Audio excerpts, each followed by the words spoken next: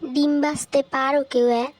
না পারলে আমার ভিডিওটা দেখো, আর পারলে দেখা লাগবে না। প্রথমে এই রকম ভুট্টা মারা কড়াইয়ের মধ্যে একটুখানি তেল নেবা, একটুই নিবা, বেশি কলাম নিবা না। হেরপিনে তেলটা একটু কড়াইতে মাখাই নেবা, মানে ঘুরাই নিবা।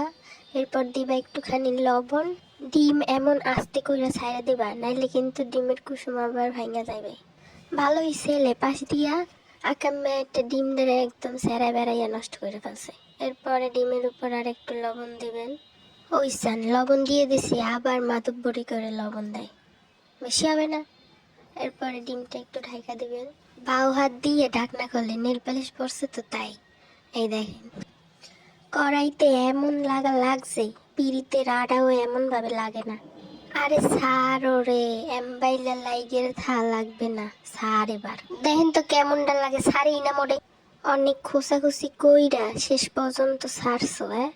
যাই হোক, আমার মেলা কষ্ট হয়েছে ডিমটারে ঘরের থেকে উঠাইতে।